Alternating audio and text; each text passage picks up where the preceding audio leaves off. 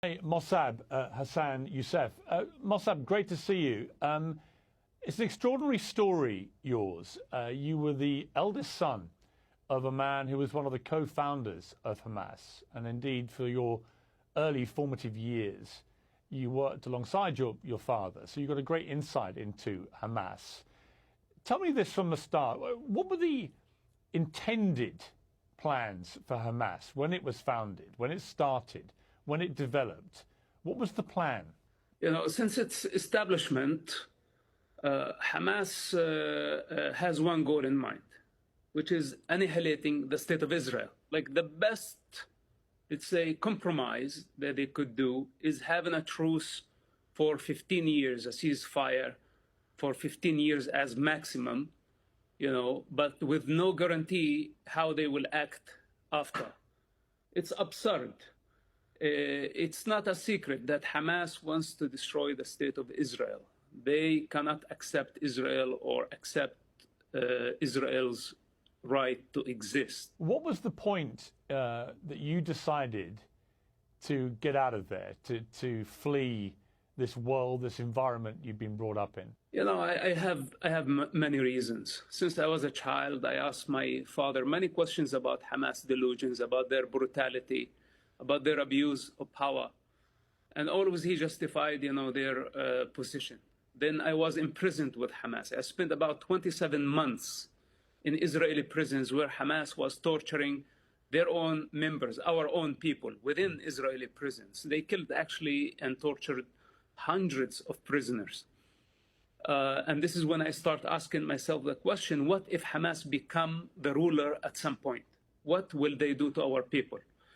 And many years later, Hamas became the ruler of Gaza. And I wasn't surprised by their brutality. When you heard what happened on October the 7th, what was your feeling about that? Look, as I told you, I'm not surprised by Hamas brutality, but I was surprised by the scale of their attack.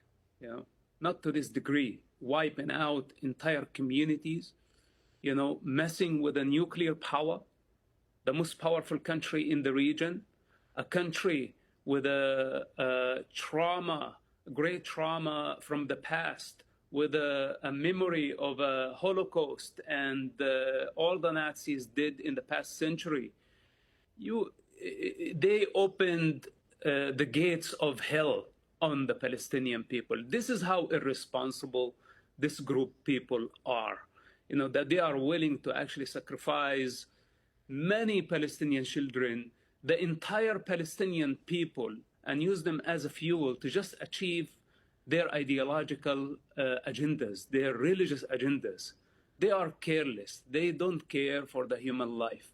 We have to separate between what's so-called Palestinian cause and Hamas cause. Hamas cause is a sick one.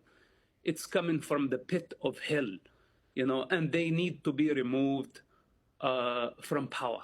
This is my message. As an ex-Hamas member, as a son of one of Hamas founders, that enough of this. If we don't stop them now, the next war is going to be deadlier. And only God knows what will happen next if Hamas is not finished as soon as possible.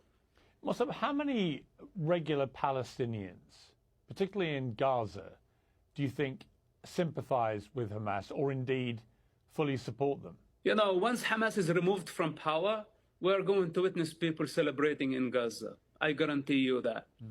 The people of Gaza are oppressed for so long, and they had to endure siege, they had to endure violence, many wars for the sake of Hamas' lust for power and for Hamas' political ambition.